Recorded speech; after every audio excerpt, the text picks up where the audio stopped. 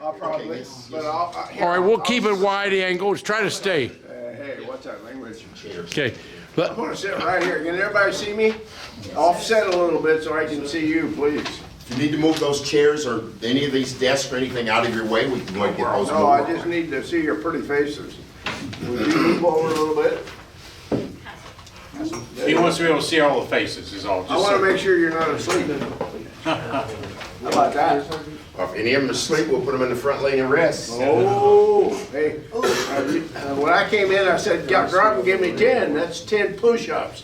So if you mess up, you're gonna be up here doing push-ups. Now, he talked about that. We had a guy here, he was 96 years of age, and we had him here about 3 years ago. His name was Schwenker, and he could still do 100 push-ups on bricks. And I told it to the students, and they said, no, he's lying, but he won at age 96. I can't do 5. Okay, this is Don Ballard. He's been in town now for, this is his 3rd day, and we're putting him through the ringer. You are a very special crowd to get here, a Medal of Honor recipient. There's very few left in the world today. He's one of them. He'll talk about his experiences. Ed Brundick, he's a Air Force Lieutenant Colonel, retired. Is that correct? Well, Medical Corps. yeah, actually, I got kicked out, but Okay, You know what? he said retired. I'm not really retired. I just got out prematurely. So I stayed in 24 years. No, but you can get out on your own. So you got out on your own. Yeah. But he's a doctor, you know, so different people, different strokes for different folks, right? And so he's going to introduce Don. I have to leave. I got a meeting. And we've got memorabilia. Mr. Kellogg, they brought books and they brought other things that if you are interested, we can show those things to you at the next meeting, or we're going to go to the whole school pretty soon. Right, right. Now, I was in one war. I was in the Persian Gulf War. And I was on a ship. And I had all the Marines with me, okay? And we had a missile go over our head. And at that point, we had general quarters. It scared the heck out of me. We all went to general quarters.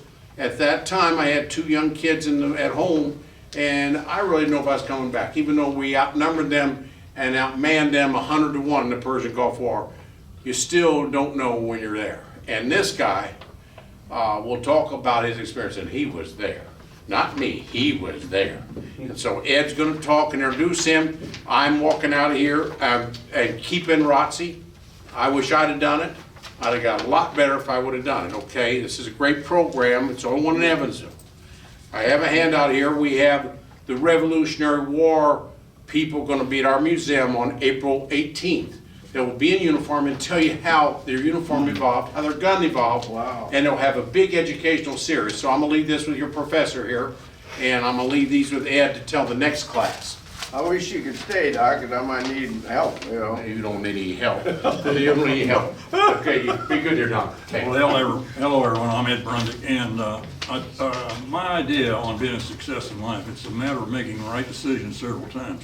You've already made a right decision. You're in ROTC. Good decision. When I interviewed people for a job, if they'd been in ROTC, it equaled being like an Eagle Scout or more, and that is, I knew that person probably had some substance. So congratulations for making a wise decision. Today we have a true American hero with us. In 1968, Colonel Ballard was a corpsman in the jungles of Vietnam. A corpsman is a doctor, a nurse, and sometimes a chaplain, all rolled into one person. He was given the huge responsibility of keeping any injured Marines in his unit alive. An awesome, awful, impossible job. He took his job and responsibilities very seriously. When the enemy, the Viet Cong, threw a hand grenade, and I know you all know what that is, into the middle of his Marine unit, everyone was about to die. Colonel Ballard, our guest, threw himself on the grenade, knowing full well he would die, but perhaps his Marines he was responsible for and whom he loved would live. Miraculously, he survived, or he wouldn't be here today. For that extraordinary act of bravery, he was awarded the nation's highest military medal, the Medal of Honor, which started in the Civil War, about 1861. He was awarded that for valor during the time of war. You can only win this medal during a time of conflict and war. You can't win this during peace. Medal of Honor recipients are rare. Colonel Ballard may very well be the only one we will meet in our lifetime. He's the only one I've met in my lifetime. So, thank you for coming, Colonel Ballard. Hoorah, thanks for that kind introduction. Okay, I live in Kansas City, you know, that's 8-10 hours from here, right? So why am I here today? What are you gonna do for me? How am I gonna help you? What's my purpose? You got me going? Yeah. Okay. The whole issue is as the doc said, I love you. Military people are taught one thing, and that's how to be a team player. There's no I's, there's no individuals. When you spell team, there's no I in that sentence, you know? So, or that word, I should say. The whole issue is, what can you do for other people? Now, I'll spin this around and then I'll answer any questions you got. But there's been over 48 million men and women that's been in our military uniform. There's only been 3,505 of these ever issued, and there's only 65 of us alive today, and I'm one of them. Most of us are the younger. Well, right now Vietnam seems to be the average age, because we've outlived the other people. When I first got in, there was 400 Medal of Honor recipients, and most of them were from the Second World War. The oldest guy I met at that time in 1970 was this 100-year-old guy. He fought in the Boxer Rebellion. Now, I don't know if you studied your history, but that was a really old time, you know. I mean, that was several wars ago. Chinese, when we were fighting the Chinese the first time. So the military has a different mindset of how to approach the problem. And what I'm going to share with you today is that you have a choice in life.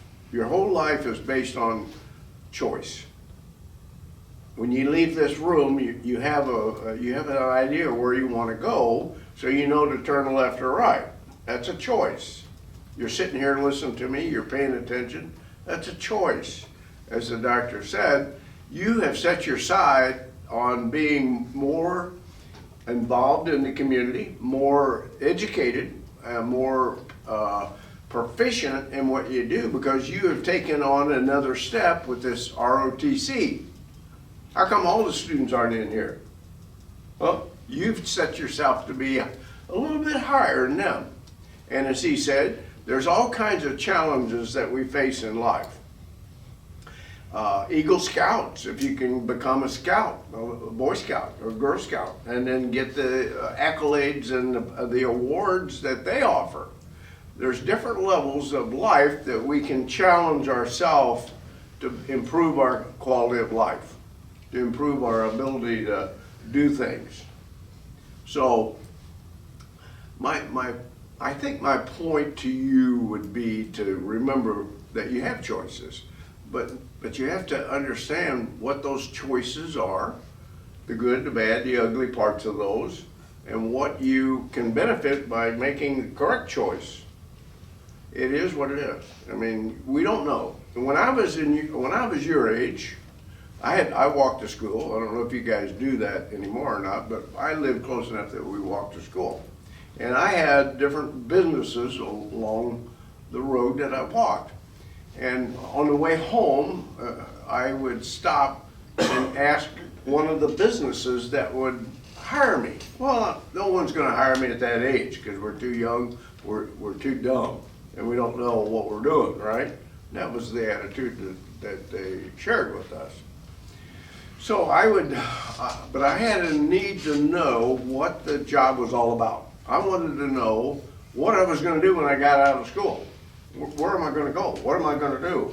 So I would take on different jobs, volunteer, not with pay. One of them was I was a fry cook at a hamburger joint. Well, that lasted about a day, and I didn't get paid. I did get a hamburger and french fries, but I burnt the shit out of my hand on with the grease. And I said, that's not what I want to do the rest of my life, right? So I said, I can eliminate that off the checklist. Next week, I went to work for a tire company, a company that sold tires, changed tires in a car, you know. Oh, that don't sound too bad. That's a hell of a lot of work. I smashed my fingers. I got greasy. No, I made a decision right there that's not what I want to grow up to be, you know. So each time that you evaluate and test your ability to do things, you learn something, right? That's what you're in school for now. We don't, as a society, we don't want you out there without advice and without advisors, see? You're listening to me because I'm 80 years old. I've been in your seat. I've been at the instructor, teacher's seats. So why am I here? Back to my original question. I want to share with you that you should listen to us old guys and gals. The older people have experience that you don't have. So if you're gonna do something when you wanna learn from somebody that's already done it, you know, that makes sense. Listen to them. You know, if you see something good, bad, and ugly, share that with people. If it's bad, then tell the adult. You know, tell the instructors. You know, like somebody doing drugs. The drugs are here, but you don't have to ignore that because it will kill you. You know, you're gonna mess up your mind. Don't do drugs.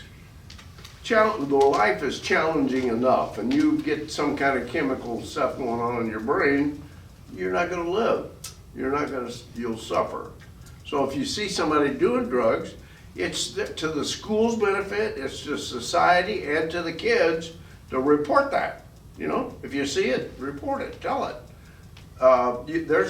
You can do it anonymously so you don't get fingered. Oh, that guy told on me, you know.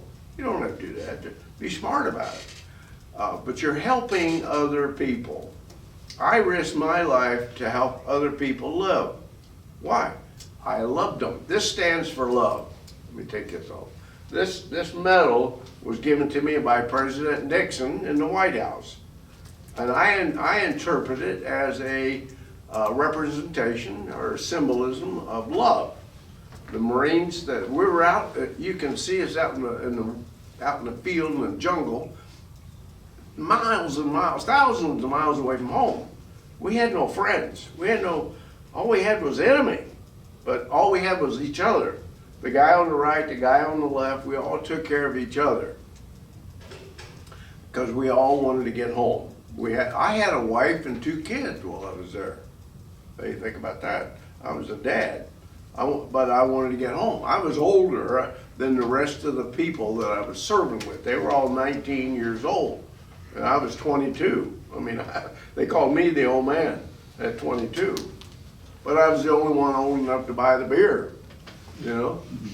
So we didn't get any beer, but I was just saying I was the oldest one. So again, back to choices.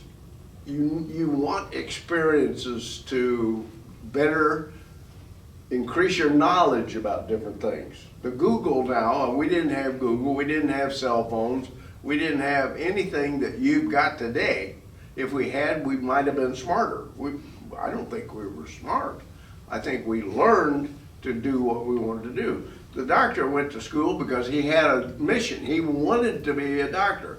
And he went to college and got all his buttons pushed and accolades accomplished and, you know, all the certificates that he needed. Not all of us are going to be doctors. Not all of us are going to be construction people. So what we hope you will learn from what we're doing is, one, you're in an ROTC for what reason? Ask yourself, why am I belonging to a military type organization? Because you have an interest. And until you decide whether it's a good or a bad experience, get the most education you can on the school's dime. You know, you're not paying anything to be here. You're getting out of some other class. So take advantage of the school and the taxes that I pay and all the people who live around here. We pay taxes so you can learn. Don't let us down. Become a good model citizen. Learn to do the right thing. Learn to make good money. Learn to take care of yourself. Learn to grow up and have your own families. Then you have the problem of teaching your kids, which is a good problem, you know. So my whole concept is, I have a lot of pieces of paper on the wall that says diplomas. Because I was raised with the idea, and when I was taught that you're not gonna ever be anything if you don't get a college degree. Okay, 60%, I just read this, 60% of the people that go to college and get a certificate or get a diploma are working at menial jobs like McDonald's and Wendy's and dollar store clerks. They got a degree. Why did you waste all that time, all that money, and not know where you were going? That's like walking out this door, not knowing if you're gonna go left or right, you know? So the smarter you are, and I'm talking about general common sense, you'll make better decisions. Everybody agree with that? I mean, you know, you can put a blindfold on and walk and hit yourself in the head over here or something, walk out the door and bang into the wall. So you have to keep your eyes open, and you have to have a little better knowledge of where you want to go. The sooner you learn the skill that you want to do in life, the better you'll become. You'll have more experience, easier life. You know, like I went to work for the contractors. I did roofing. I learned I didn't want to do that, you know. So you learn, you take experience, and you take classes here, and you learn until you decide, well, yeah, I kind of like that, or hell no, I don't want anything to do with that. You know, that's your choice. But you have no choice now unless you pursue it. You have to want to do it. No teacher can make you do anything you don't want to do. But he's not responsible for you when you get out on your own and you can't find a job. You're going to say, I wish I'd have paid attention in class, you know? I respect the fact that you want to be helpful in the military.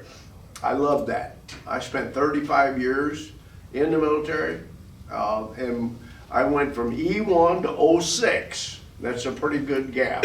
And in doing so, I learned a lot. You know, I tested, I had to try different things. I don't suggest jumping on hand grenades. There's nowhere on here where it says you have to be smart. But I love the guys. Let me, if I lit an M80 firecracker right over and threw it in the middle of you, would one of you go jump on it and try to get rid of it? No, it's gonna blow your damn hand off or blow your leg off or something. Well, a grenade will kill all of us in this room. One hand grenade. So do you see the magnitude of what we're dealing with in combat? Hopefully you never have to see combat. I hope we can fire all the politicians and handle the wars without war. You know, handle all the problems, I mean, without actually having war. There's a lot of people that want us to go to war because they make a lot of money on us. They sell weapons, they sell ammunition, they sell equipment. That's what motivates some of these people to want to vote for war. It's not because they have to go fight. No, they want your family to go fight. They want your kids to go fight. You know? It's all BS. And you don't know that. I'll say it this way, you don't know what you don't know, right? So the issues are very simple. You try to learn as much as you can about as much of the subject that you can accept, you know, because it's, you're gonna know sometimes real quick that that's not what I wanna do. Other times it might take you a long time. But I suggest that you get a skill, you learn skills first, so you can earn the money to go to college later if you want to. Don't leave here thinking you need to go to college. You don't.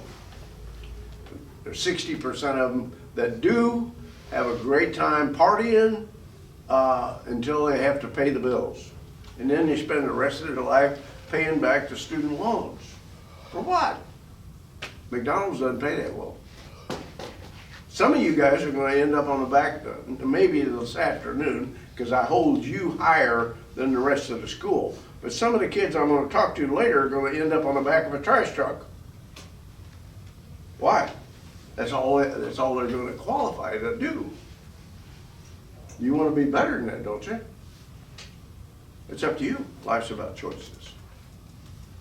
that's my advice. I drove all the way up here from Kansas City to tell you, you can be better if you just open your mind, try different things, learn what's available to you, learn how to understand whether that's your mission, that's your job, that's your career field. You know, if you started right now as an electrician, you'd be a hell of a good electrician. You might even own your own company in a few years, see? So get around people that know more than you. I own 9 companies today, 9 companies. And I didn't start. I started right there in that same chair in a different school. So I'm gonna see if you've got any questions that I can answer for you. Whether they're military, whether it's war, whether it's business, you know, I'm here for you. I could stay back, in my hotel room right now. So if you don't have an interest in talking to me, I get it. Let's see a show of hands that want to talk to me. You want me to continue talking? I got a question. I don't care. First of all, I want to say what your sergeant, your teacher was saying there. I was in the military 2 years before I understood what he was telling you guys. I mean, he's putting out good stuff there. And the other question I have. Yes, sir, doctor. Hand grenades are bad. I'm sorry? Hand grenades are bad. We got that covered. You jumped on a hand grenade and yet you're sitting there. I don't get it. Well, that's good Lord. I don't know. I may believe in God. You don't even have to show me. You should all believe in something, some higher power than yourself. It doesn't have to be my God. It can be your God, Muslim God. Everybody's got somebody that they idolize and they look up to.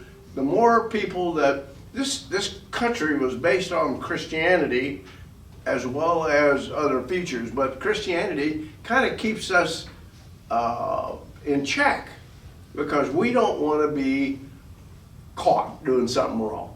Is that right? We don't. Right now, if you can run that stop sign out there and you never get caught. What happens is you become complacent. You'll run it every day that you go through it. One of these days, the cop's going to bust you, and then you're going to understand that you did the wrong thing, right? There's always something that's going to correct us. Always somebody, something that's more important than we are that gives us guidance. Whether it's spiritual or whether it's old age, listening to the old guys. So my citation talks about being in a combat zone. My job was a paramedic. Okay, everybody knows what a paramedic is. You have them on the ambulances around here, right? Well, in the Marine Corps, Navy called them corpsmen, and the Marines called us docs. That's my name right there, the doc, D-O-C, because Marines can't spell corpsman. We got a Marine back in the back, so I'll pick on him. Because life can be humorous, or it can be sad. The pendulum swings. So what I did that day was there's a lot of things that led that up to. I was from November all the way to May. I got wounded 8 times. I could have been killed 7 of those 8 times. And I was unconscious a few of those times. I had other guys around me that were medical guys out of corpsmen. They treated me in the field, left me there. I was able to, because we did not move unless we had a helicopter to come in to take us out, or we walked everywhere we went. Well, when you're wounded, you don't walk real well.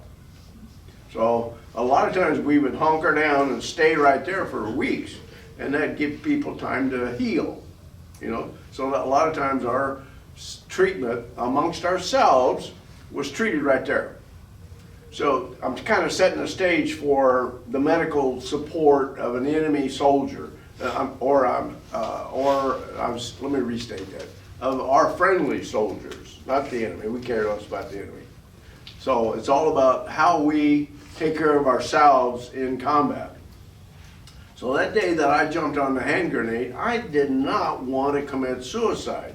I had a wife and 2 kids that I wanted to go home to. I wasn't wanting to die.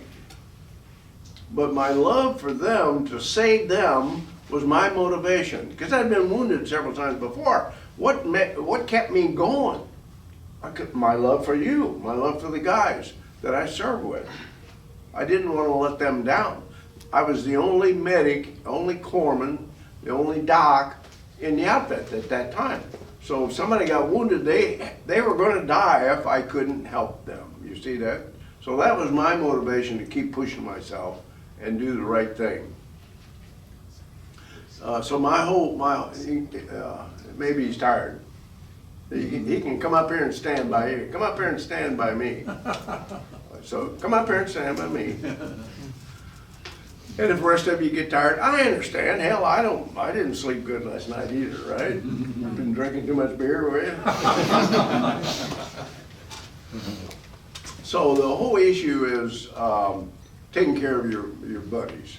You cannot go through this life alone. You can't be a loner. By being a loner, you will not enjoy life. You won't have a quality life. If you found $1 on the street, who are you going to spend it with? So it's all about taking care of your buddies and looking after what they need. Find out their needs. What makes me feel good is helping you. If you needed help, I'm here to help you.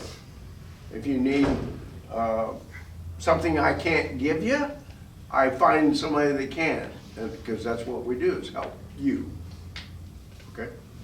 So, the one night, before I answer your question, I'm going to finish the doctor's story, was I jumped on that hand grenade to save other people's lives, knowing that I was probably going to die myself. But after a while of dealing with death, I've seen guys with their head blowed off, I've seen their arms missing, their legs missing, and I had to control the bleeding, the hemorrhage. And in doing all that, you just get in a mindset of, oh, screw it, you know? I'm gonna do what I gotta do, and I'm pressured in sometimes to do the thing that you necessarily don't wanna do, but it's doing the right thing for the right reason, you know? It's like turning your buddy in that's doing drugs. You know you shouldn't be doing that. And you're gonna hurt yourself mentally, emotionally, because you're turning him in. So when I jumped on that hand grenade, I had time to think. Not much time, but I had time to think. I pulled it under my chest and I rolled up on my patient that just lost both legs.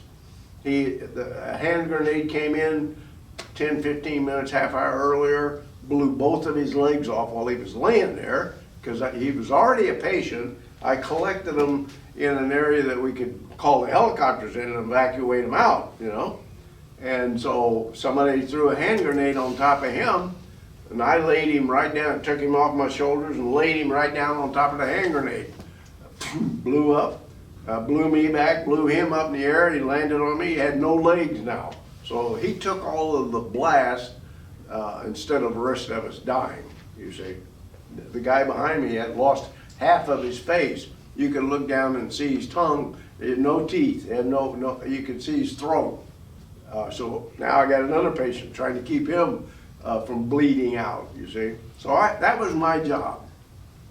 So when I got this in my hand, I looked to God and said, what do you want? He says, you're not too smart, boy. God told me that. He said, get rid of that thing. So I rolled up and I flung it out of the bomb crater, and it went off as it went out of the bomb crater. So for years, I had to stop and think why the story was written the way it was. Well, when you holler something scary like grenade, everybody hid their head. They wanted to save their head, save their body, but more importantly, their head. So that's what you do, you just bury your head. And they did not see me throw it away, you see. So my citation, and it's in all the books, it's in history books, it said that the grenade didn't go off, so I just got up and continued treating the Marines. What they're saying is I left it there, not knowing when it was going to go off. That's stupid. You're not going to leave an explosive device that can kill all of you. You're not going to leave it lay there, But that's Marines. They broke their Coriolas.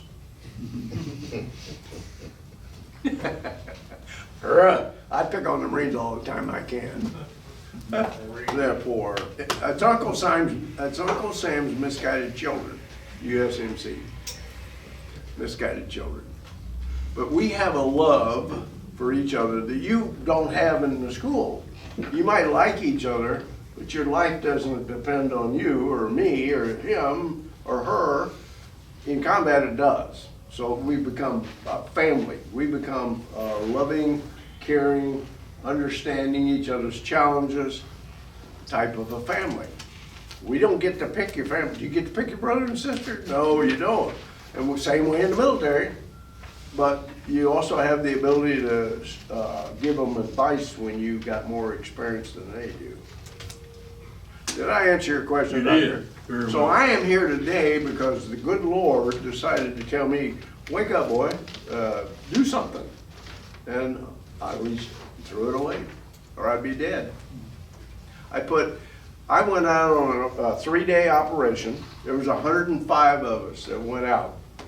We set up on a mountaintop, but getting from point A to point B, we had to walk a trail. We made it ourselves. When we got up there, the enemy was watching us the whole time. We didn't know it, but obviously we were a big deal. They hated us and they were watching us. Once we settled down, then they attacked.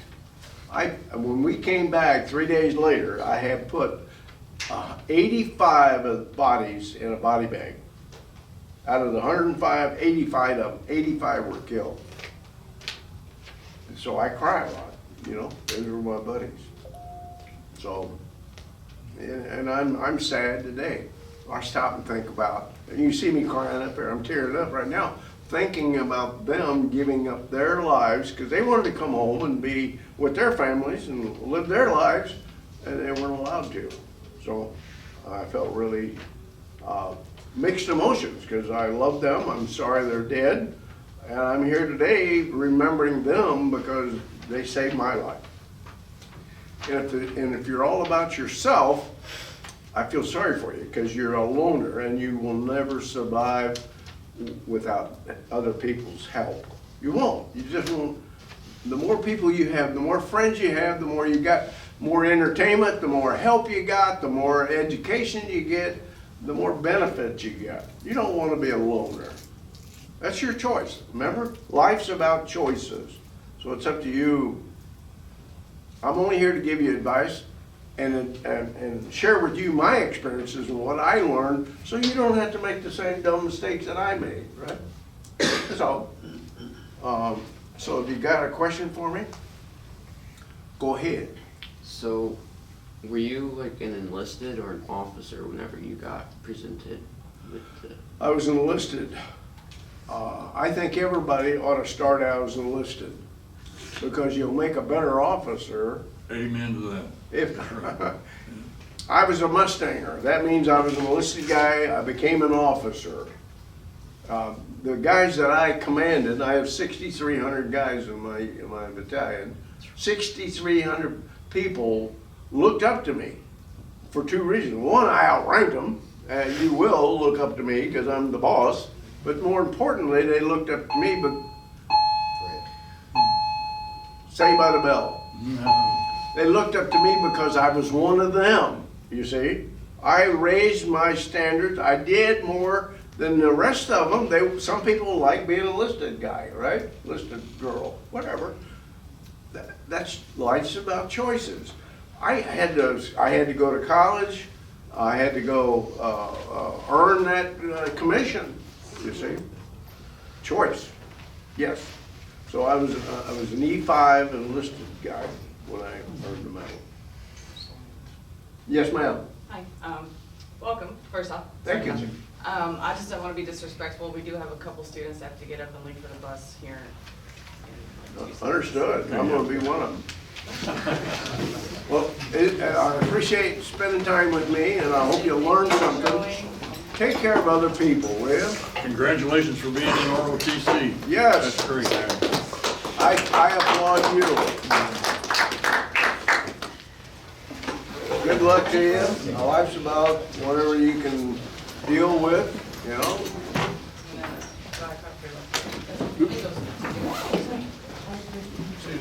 All right, see you guys. See you.